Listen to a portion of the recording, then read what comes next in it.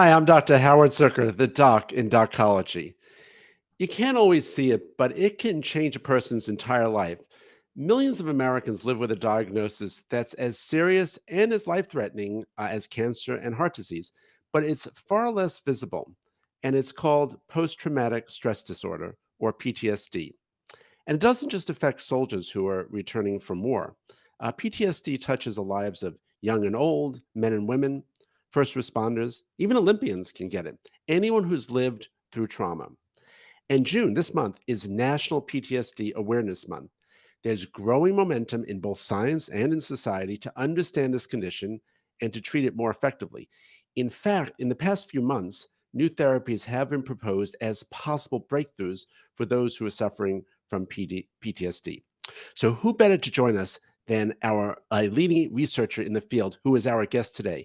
Dr. Paula Schnurr is the executive director of the National Center for PTSD at the Department of Veterans Affairs.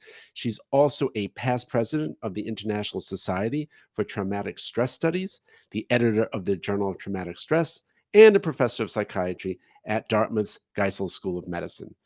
Dr. Schnurr has spent decades studying the effects of trauma, and today we're honored to have her here to join us on the podcast. So, welcome, Dr. Schnurr. Thrilled to Thank have you. you. So, I thought maybe I could start with a question, which is purely about curiosity. What drew you into this area of research to start with?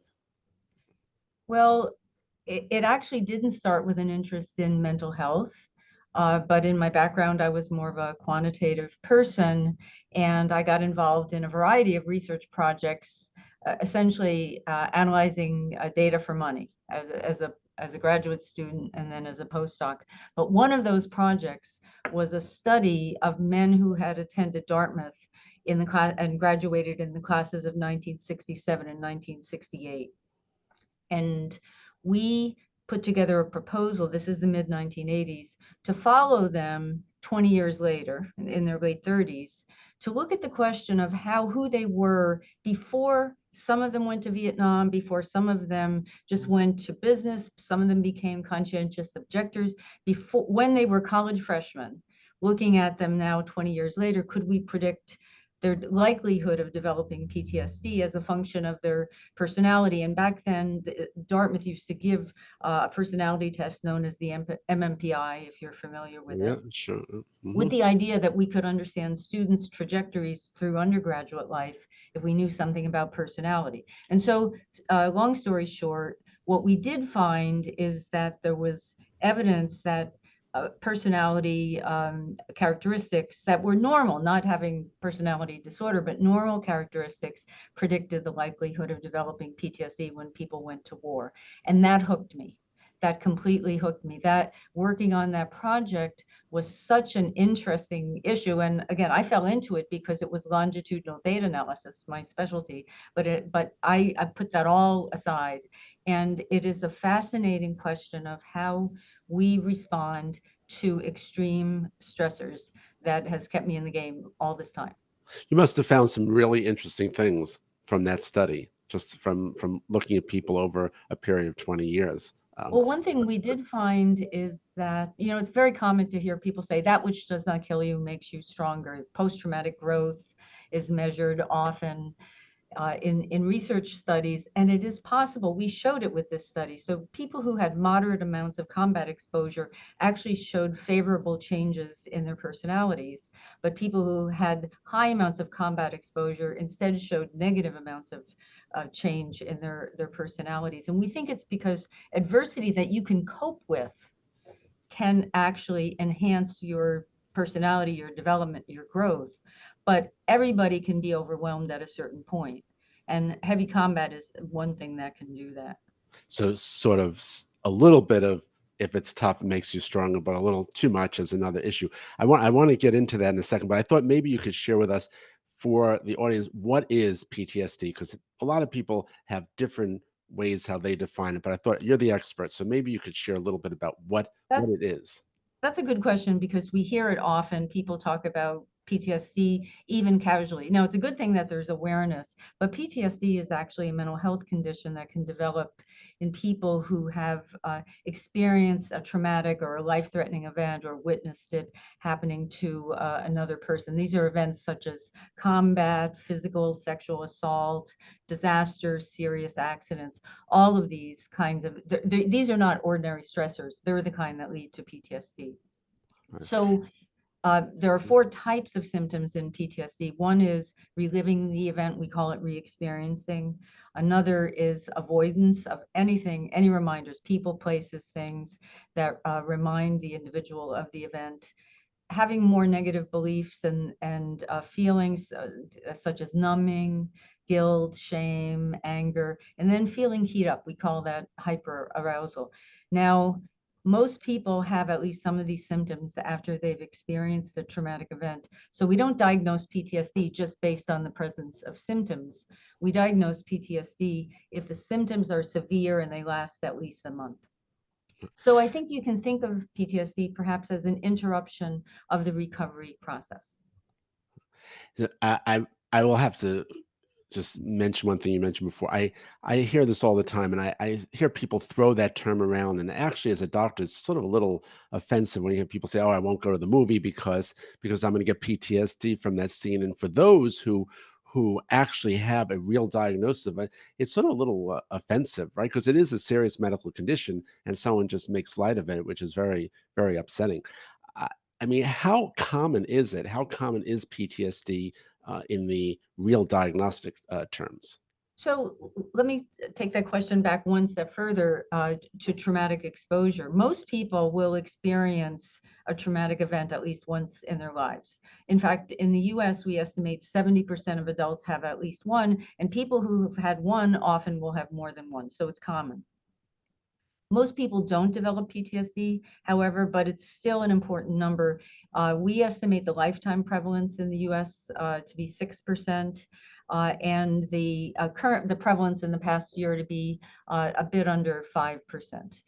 Also, something that is important and has been replicated not just in the US, but across the world is that women are more likely than men to develop PTSD. So for example, lifetime prevalence overall is 6% in adults, but it's 8% in women and 4% in men. Why is that? Why is it that that is more common in women? Well, there's a lot of factors that go into developing PTSD. So things that happen to an individual before, during, and after the event.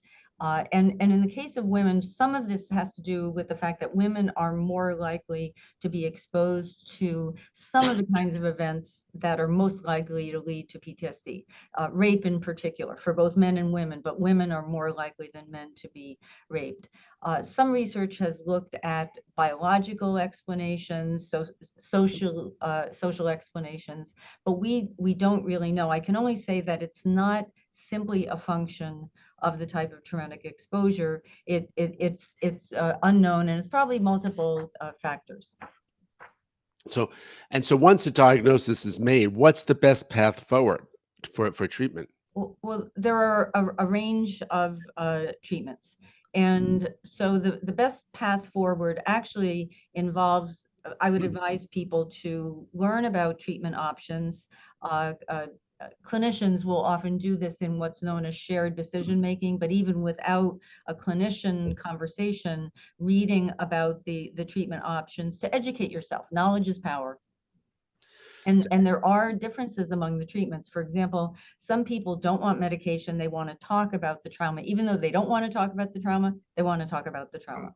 And other people don't want to talk. They prefer medication. And so it's important to learn what will work for what you prefer, because sticking with the treatment is the best way to get the benefit. Well, what medicines are available for it? So there are those who just want to discuss it and those who want to take a pill. What kind of pills are available? And Well, maybe it's both. the best treatments are antidepressants. For example, the VA and the Department of Defense have a practice guideline. There are practice guidelines by other groups around the world. But generally, there's consensus that antidepressants such as sertraline, paroxetine, and venlafaxine are the most effective medications that we have at this time. And what about the for those who want to talk about therapies? I mean, I mentioned at the beginning that there are new options or new things out there, both medicines, but also sort of the other therapies like cognitive processing therapy. Are there other things out there that people can do to discuss the trauma they have and how to work themselves through that? Well, let me say that I think the best treatments are the psychotherapies that like uh, in fact, many of the guidelines recommend psychotherapy ahead of medication, but it's not just any psychotherapy. The therapies that work best are called trauma-focused psychotherapy that help people process the trauma. I mentioned before that avoidance is a key piece of PTSD, and we think that there's a loop of being triggered and avoiding reminders to shut down the symptoms somehow that prevents people from fully processing their trauma. So in trauma-focused psychotherapy, you mentioned cognitive processing therapy. There's also prolonged exposure, EMDR, eye movement desensitization and reprocessing, and others. What you're helping a person do is fully work through the traumatic experience. Because people who didn't develop PTSD through by a range of factors, somehow were able to process what happened to them. And so what we're doing in psychotherapy is just helping a person along with that natural process, either with more focus on thoughts or focus on feelings, focus on somatic experiences, engaging in behaviors that can help. But the goal is to help the person approach their trauma and reconcile it with who they are and what they've experienced and what their life will be going forward. So you have two people who, let's say, were exposed to the same trauma in the same moment in time. I mean, I have a friend who actually was in Afghanistan, and she was hostage, and the person right next to her, unfortunately, tragically, was killed, and she has lived with that, since that point going forward. But after that, she ended up going into in the middle of Africa to talk with warlords, and I said, how, after what you experienced, were you able to keep moving forward? So she's one person, but there are other people who have had trauma, and then they cannot, you know, move forward from that. Is there something genetically where I don't mean genetically, but is there something where some people are more programmed to be able to overcome it, and others are not, or is that not really the case? Oh, it's very much the case. But it's factors that a person has experienced or who they are before the traumatic event, the event itself. For example, your colleague, that's the kind of event that very likely would lead to PTSD. So I'd be interested in what she thinks worked for her. But the event itself, and also the recovery environment. So let me unpack that for a little bit. Sure. So childhood adversity, childhood trauma can predispose an individual to developing PTSD. There's a genetic component, but there's no PTSD gene. And there are genetic signatures right now, but it's only a piece of things. So the adversity or the support that a person has received, their genes may give them a certain risk or resilience before they have an event. And then the severity of the event is and the duration of it, how many times it's happened. For example, in the case of combat, if you're having a prolonged battle over days that and you lose a buddy and such, all of that can promote a greater likelihood of developing PTSD. And then in terms of the recovery environment, further stressors can make it really hard for an individual to recover. And so coming back from your colleague coming back from the war zone, and let's say there were family stressors, and I don't know if it was during COVID, dealing with COVID issues, that could make her more likely. But similarly, there's a flip side to that, which is social support during the recovery period is associated with helping a person cope and is very protective against PTSD. So the soldiers, I mean, our soldiers have given us so much and have protected us and given incredible service to America. Are there other things that we can learn from soldiers that can help others who are not in the military with PTSD and moving forward? I mean, you've looked at so many individuals and you've heard so many stories and longitudinal studies. Is there something that we should use as a takeaway on that particular issue?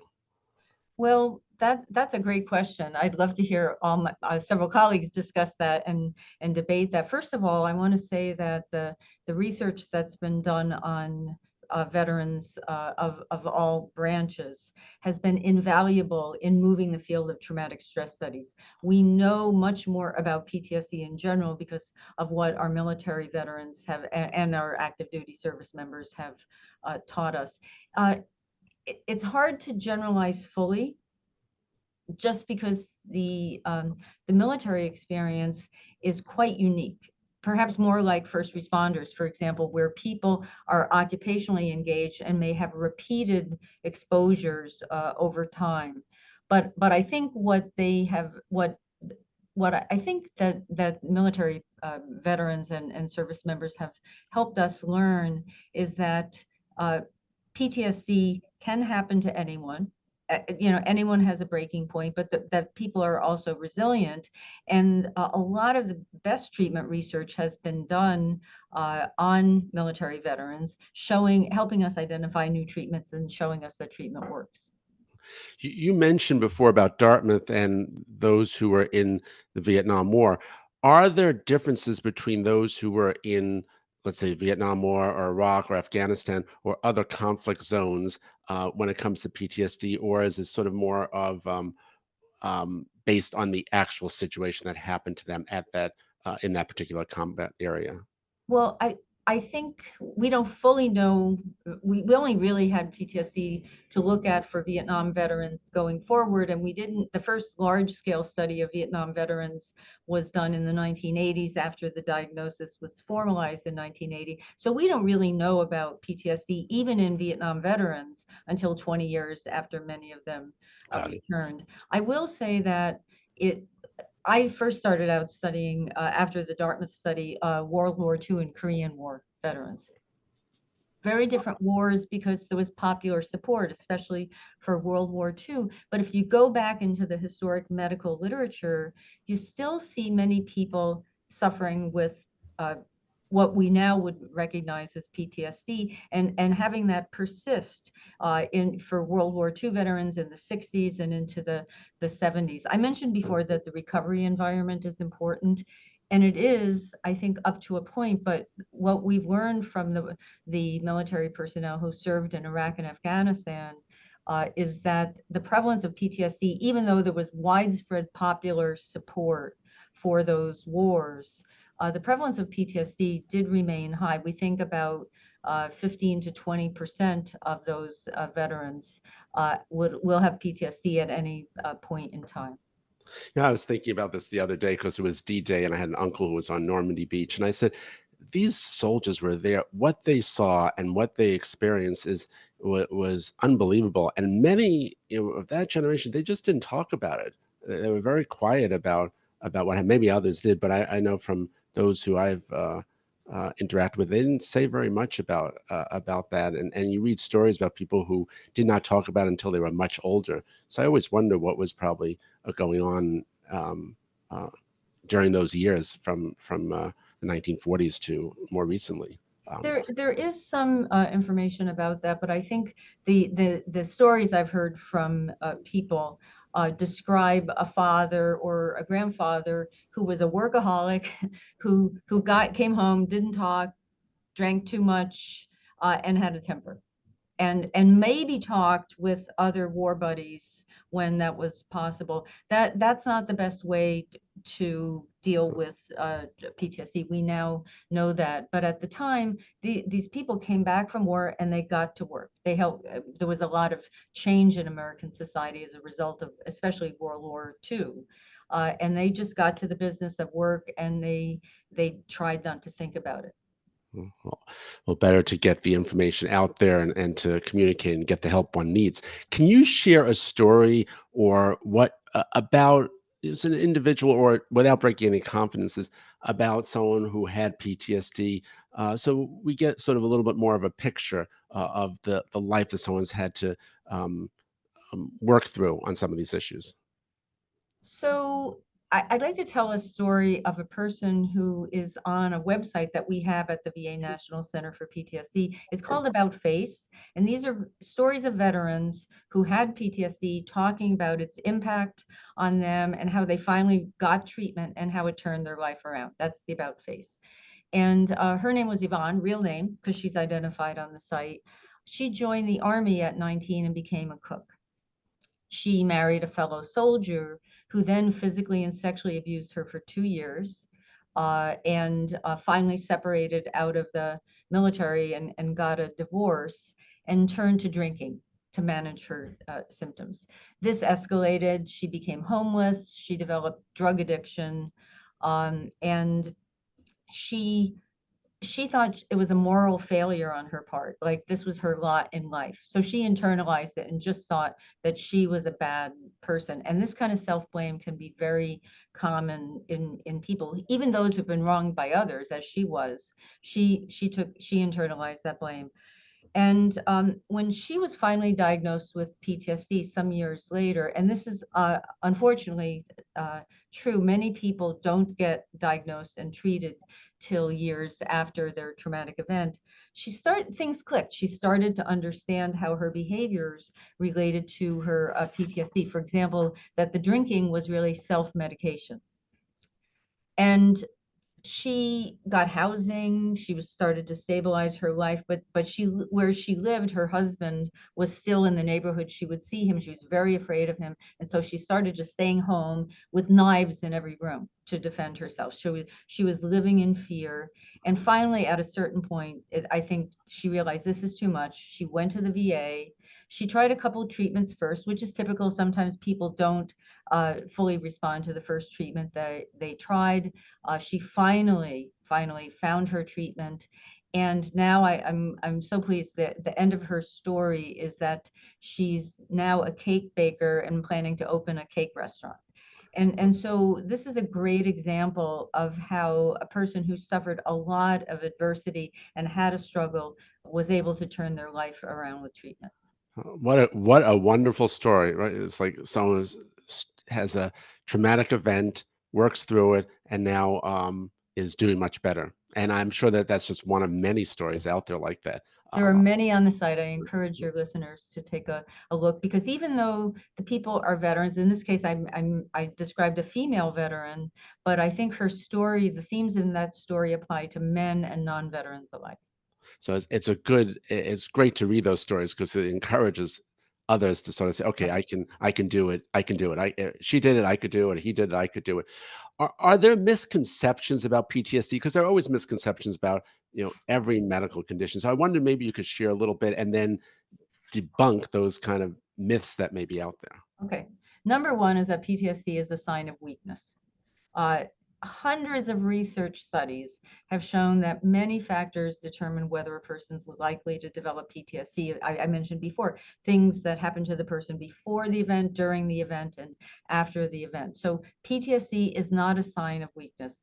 Another is that PTSD is hard to treat. Now, that was true when I came into the field because we didn't know the treatments to use, and our focus was then more on helping people cope with their symptoms, manage their symptoms. But now there's clear evidence that people can be treated. They don't just have to learn to cope. And a third misconception is that the treatments themselves are not very effective. You see this in the media, oftentimes promoting a new treatment that has perhaps emerging evidence, but nothing solid. And in truth, at least for psychotherapy, if you look at the effectiveness of our best treatments, they are comparable to or even better than the psychotherapies we have for depression, anxiety, and other mental disorders. Now, with respect to medication, the medications that work for depression, I think are more effective for depression. And since we're using them for PTSD, they work, but less effectively. And so we do need new medications for PTSD, but even though they work. Are people working on that right now? Because I knew there was some work on vagal nerve stimulation and some of the other therapies, but are people working on specific medications for this, or is this still in the pipeline? Well, it's very much in the pipeline. People are working on this, but it's a hot topic. So we want to enhance the treatments that we have, medications and psychotherapies, at the same time finding novel medications. And you mentioned vagal nerve stimulation, which is a device that stimulates a nerve in the neck. We've also got interest in brain stimulation, like transcranial magnetic stimulation, TMS. And both of those are treatments for treatment-resistant depression. We're testing them in PTSD. Mhm. Another somatic treatment is stellate ganglion block, where an anesthetic, this is usually used for pain control, but an anesthetic is put into the cluster of nerves that we have in our neck. So those are some very exciting, promising areas of research. Well, this is encouraging. This is very encouraging. Um, MRIs, people always say we should scan individuals with different problems. I mean, MRIs are so commonplace today. Have people looked at the MRIs of individuals who have PTSD versus others? Is there anything out there to try to figure out what if there are specific differences that make someone more prone to developing PTSD? Let me answer that in a more general way, but first of all, yes, people have done a lot of work in looking at both MRI to look at both the structure and the functioning of our brains. But there's also work on the chemical transmission in our brain, neurotransmitters. There is work also on general physiological indicators, and we've known that there are biological differences associated with PTSD going back to the 1980s. But where we're still at is that these measures show differences, but don't necessarily show them in a way that is accurate enough to diagnose a person with PTSD. Okay, so and especially the important question is if two people have had a traumatic event, comparing one who develops PTSD and who doesn't, what is the biological signature for that? That's a hard problem, and that's still very much, I would say, aspirational. It's just very interesting. What you're saying is there may be some genetic predisposition, not a specific gene. Then there may be some changes in the brain. Then the chemistry of the brain is involved as well. And so when we target therapies, we have to look, we can't really change sort of your genetic predisposition, but you should be able to target the therapies to address some of those other changes that we're seeing, whether it's in the chemistry of your brain, the neurotransmitters, as well as potentially sort of the way our brain processes an event. So There's hope for that. There's work in that area, but it's still very much emerging. what do you think about all of these refugees that have been going, whether it's Ukraine or elsewhere, where they're moving? That is a real trauma. And have we been studying? Have people been studying that, or first responders in general? Have we studied these issues? And what do you think may happen as a result of these exposures to, particularly those who are young, but I guess for any age?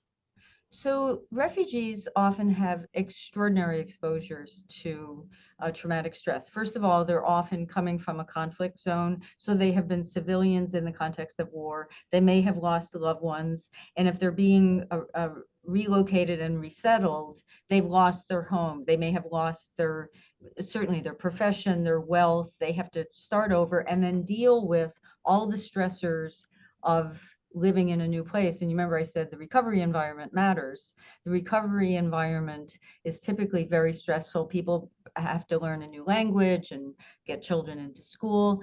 And we've known for a long time that this creates a significant risk for refugees. Back in, I would say, the 90s, probably. I'm sounding like the historian now, I guess. But back in the 90s, many people who worked in this space didn't want to diagnose PTSD in refugees.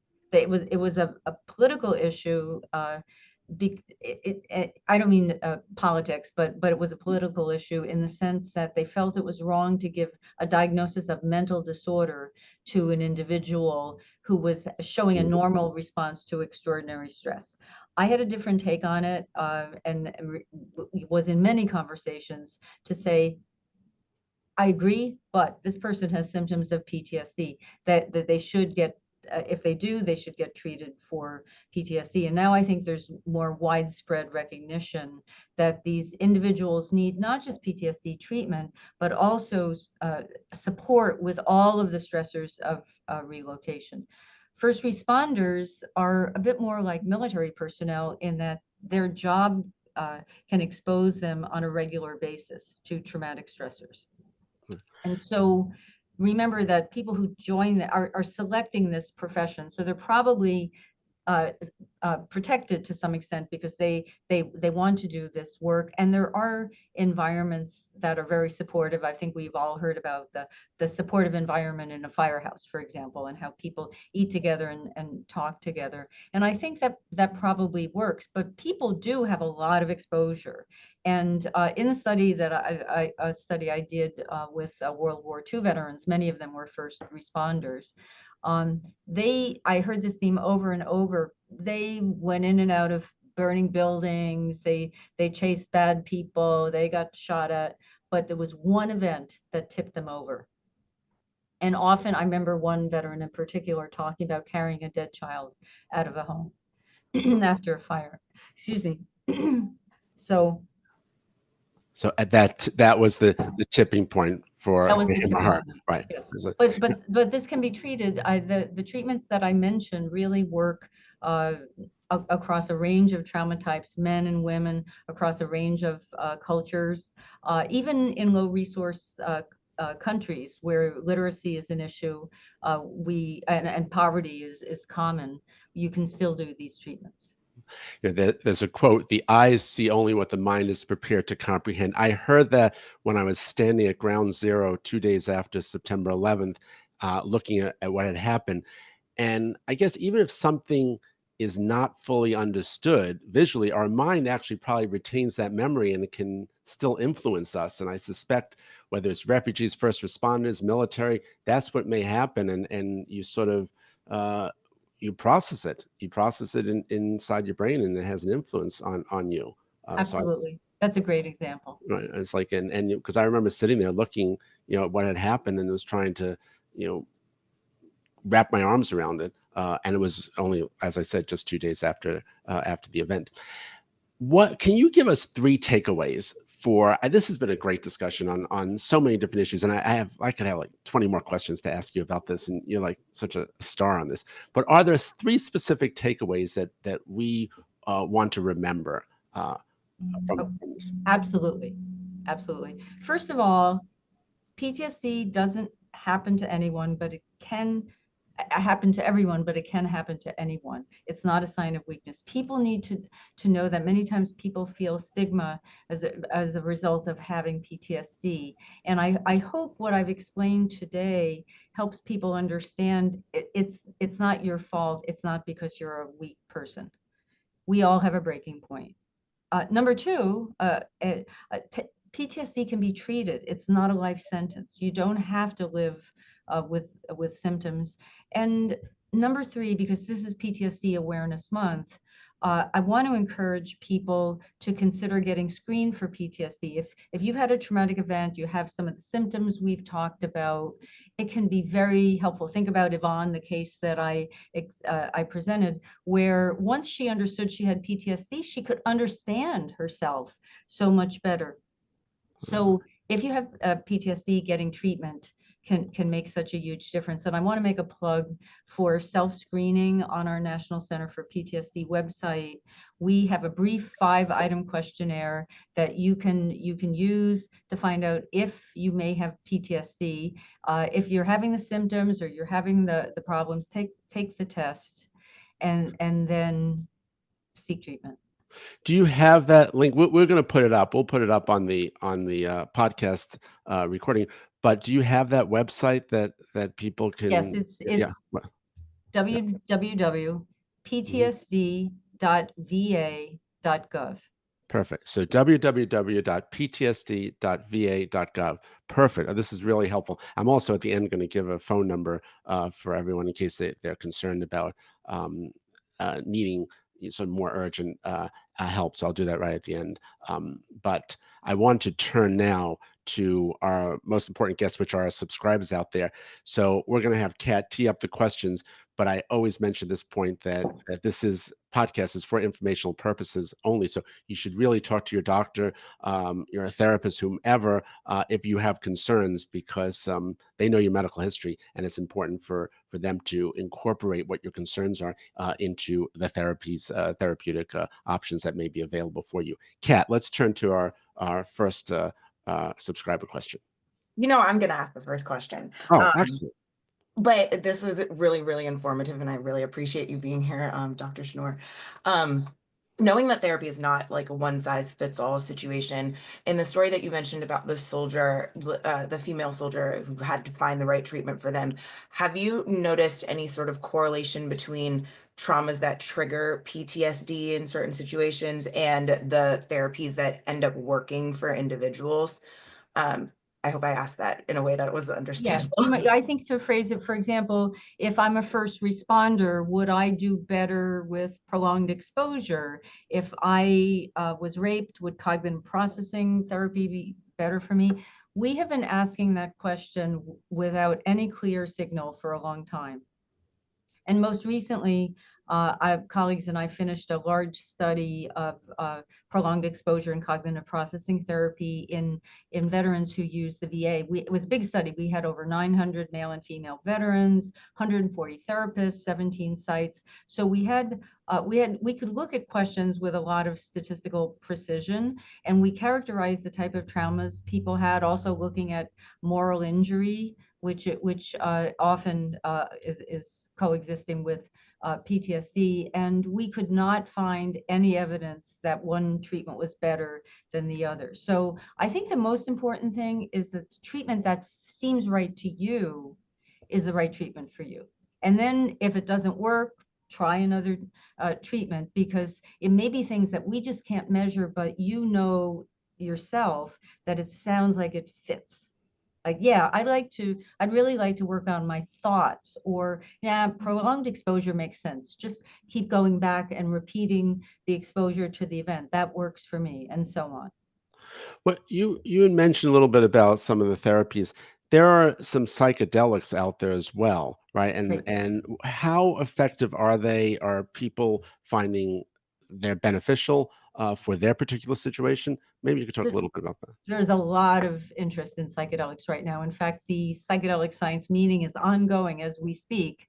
Uh, and I am also doing psychedelic research myself, because I'm really interested in ways to enhance treatment outcome. So my colleague Leslie Moreland in the National Center and I are doing a study of MDMA, pairing it with prolonged exposure, with the idea being that both of these treatments can help a person approach their trauma, and which we think can help them process their trauma. So we're thinking there'll be a synergy there. So to answer the broader question, in PTSD, the most research has been done with MDMA. There's very encouraging signs, but the FDA last year ruled that the evidence is still not sufficient for approving it as a diagnosis. I want to emphasize for people too that in these studies, this is not just taking MDMA the way people might do it recreationally or do it outside of a therapeutic context. This is being paired with careful therapy where people are prepared for. There are two therapists, in fact, involved before, during, and after the session. So none of the data we have apply to potential benefit of just using MDMA or any drug. It's really in the context of a therapeutic exposure. But I'm convinced this is very worthy of study, along with other strategies. So we need to look at all possibilities out there and not have tunnel vision on this issue. Absolutely. Got it. Perfect. Kat, what other questions do we have?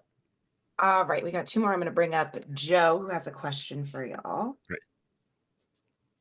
Hey there. Thanks so much. Hi, Joe. This is a fascinating conversation. I had also heard about the use of psychedelics like MDMA and psilocybin for treatment of PTSD, and it sounds like it's mostly anecdotal, but some really promising research that is going on with that. But my question has more to do with kind of an interesting observation that I've had. My father is a Vietnam veteran.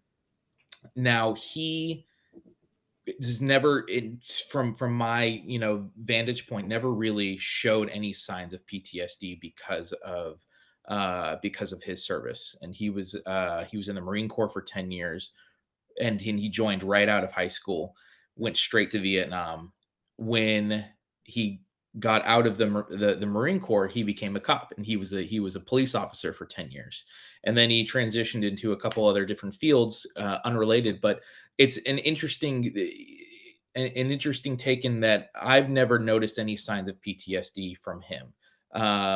There's never been any coping mechanisms, and he has always told me he hasn't allowed himself to feel the effects of PTSD. So for him, it's been a very, very mental overcoming of anything that he may have experienced, any of that trauma. And so it's been a very kind of fascinating take. And as I've gotten older, I've come to appreciate the mental strength that he has in order to not, be affected. Maybe he is affected, but just doesn't outwardly show any signs of that. Um, but then also as he has gotten older, I feel like now finally, and he's in his late 70s, some of those symptoms are starting to creep up. We had a birthday party and a balloon popped and he jumped. A little bit more of a reaction than I would have, expected to see out of someone like him who has never really shown any signs of PTSD. So there's a very long-winded way of saying, um, because of his upbringing and how he had a very hard childhood, and I feel like that kind of prepped him and made him very mentally strong going into the military. And I think in general times were harder in the 40s and the 50s and 60s than they are now. Young men who are and young women who are enlisting and serving in the military generally have an easier life now than they did than youth did growing up in the 40s and 50s and 60s and so on. So my question is, do you think that kind of that upbringing helps is plays into the amount of PTSD reactions that we see now versus from some of our older veterans? Wow, that's an incredible story and Right. probably a lot of questions. But let me say that I think that that kind of adversity that people may have suffered in your father's era uh, could have helped him and hurt someone else too, because the context is matters, individuals matter. And so some people can be toughened by that, and some people can be made more fragile by that. Also, what we're finding actually is that in the current military, Vietnam, your father joined, but Vietnam was a war based on, we had a draft back then, is that individuals who are joining the military often have more traumatic experiences before the military than their civilian counterparts. So I'm careful to make comparisons between Vietnam and and now. But what I'd like to say, on our About Face website, we have the story of a Vietnam veteran that sounds, he wasn't a first responder, but very much a person who had PTSD for a very, very long time. And not too long ago, he got prolonged exposure. And even though he had lived with PTSD for many years, it helps. So your father's not too old for treatment. If he's bothered, if he wants to do something about it, he can reach out to VA, because you're really never too old for treatment. So, Joe, that was a great question, Joe, and incredibly insightful. So, are you sort of also saying that sort of a traumatic childhood may actually over the decades ultimately play into these issues of PTSD, but we may not see it until that trigger occurs 20, 30 years later? Is Yeah, that so? that's certain. Yeah, that's what it seemed to me. And at the time, he didn't view it as a traumatic childhood. It was just like, this is what is happening in my life, and I can either succumb to it or I can kind of grow from it and take it in stride. And maybe that desensitizes me to other things in life. But for him, he was the oldest of four kids. Mom worked all the time, never had a father figure. So it was just like, okay, I've got to take care of myself from a very young age. And then, okay, I've now, graduated high school. what do I do? Join the military, enlist in the Marine Corps, because there's nobody's looking after me, so I got to look after myself so I can go kind of do whatever it is that I want to do. Wow. Could I comment that? Oh, I'm sorry. No. I said, what a story, Paula. Sure, absolutely. I just want to comment that when I started studying World War II veterans, it was around the time we were starting to have a lot of anniversaries of World War II, and people who had been fine, I would get phone calls from people saying, "Am I crazy? Because I've been fine, and all of a sudden I'm afraid to go out of the house. I'm having nightmares. I'm jumpy. Something can happen."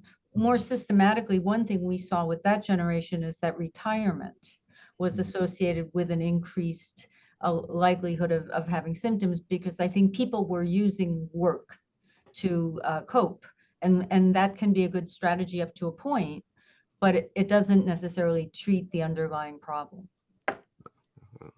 Excellent. Yes. Key point. Very important point. Kat, other questions? Yep, I'm going to bring up John for our last question. Hi, doctor. Thank you Hey, so John. much. Really interesting. I was in a bad car accident a couple of years ago, and I went through EMDR therapy, which for me was phenomenal. Could you explain for folks what that is? And I understand it doesn't work for everybody, but how does it work, and why? I think the mechanisms of EMDR are not fully understood, but let me say, Yvonne, who I mentioned, EMDR was the treatment that worked for her. And I think, especially outside of the VA, it may be easier to access than some of the other treatments I mentioned, like prolonged exposure, cognitive processing therapy. So the idea with EMDR is that an individual brings up, again, trauma processing brings up the memory of the event, allows themselves to bring in somatic feelings if they're existing, to get into the space to try to really activate that memory. And then a therapist most typically will move their hands to ask the individual to move their eyes, with the idea, the theory is that the repetitive movements of the eyes creates a different brain wave structure, so that it makes it easier to process the memory. There's been a lot of controversy about the eye movements. There's also alternative strategies such as tapping and the like that can be used.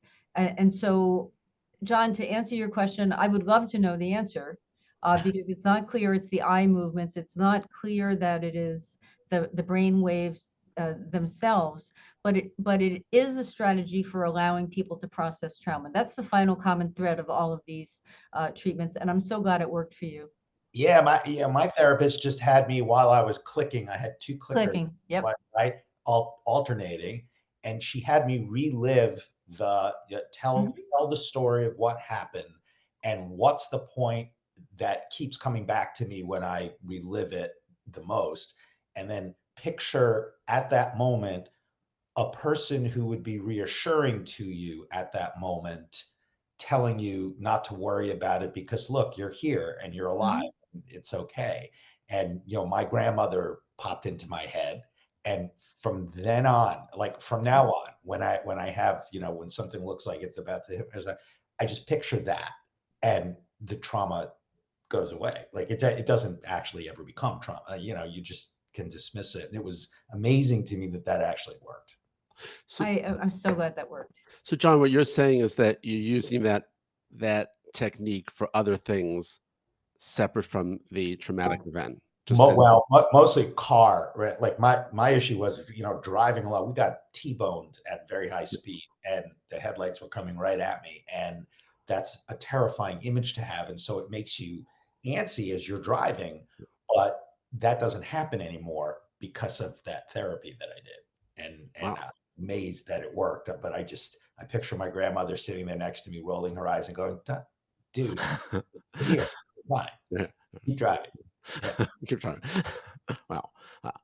Well, Professor Schnurr, thank you for sharing with us the science, your work on PTSD. This is an amazing discussion, and you've covered a lot of issues here. and a lot of topics that a lot of times people don't want to talk about. Part of the purpose of the podcast is actually to address subjects that often are not usually discussed um, on a regular basis, and sometimes they can socially isolate people. So, and I think PTSD is one of those. So you've shed your expertise and light on this subject, and for that we are all extremely thankful.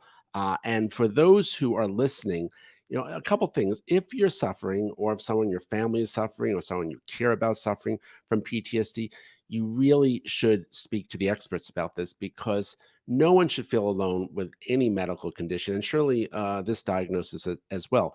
So I just do want to share a hotline number, because if you are one of those individuals who are concerned, all you have to do is dial 988 and then press 1, or you can text 838-255. So let me give that to you again. There's a hotline number, is dial 988 and then you push 1, or you can text 838 255. And I think that is very important for those who are struggling to reach out, because now there are so many opportunities that many decades ago there weren't, and a lot of people suffered in silence at that point in time. So I thank you again, Dr. Schnurr, for coming on the show. That is it for our show today. But next time on Docology, we're going to hear from Dr. Lyle Peterson. He is the head of the vector-borne disease branch at the Centers for Disease Control. So basically, he knows everything about ticks and tick-borne diseases. And summer is officially starts on this Saturday. So it's time to be concerned about those little critters that sometimes land on our arms and legs or anywhere, and we don't realize they've been sitting there for a day or so. But remember, if you are a Docology subscriber, you can join the conversation. You just have to sign up for email reminders about upcoming episodes. Just go to docology.life or on Substack, and tune in next time, because the topic we cover may just save your life. Docology is a production of Hang Media. Our producer is Catherine Warren. Ronnie Selig is editorial advisor. Our creative director is Anna Richard. Janine Wilson of Wilson Media Group handles paid marketing. Our publicists are Leslie Ann Wade and Jerry Caracoli. Theme music was composed by Nick Kitts. Subscribe and join our community at docology.life. Until next time, move, wash your hands, and stay healthy.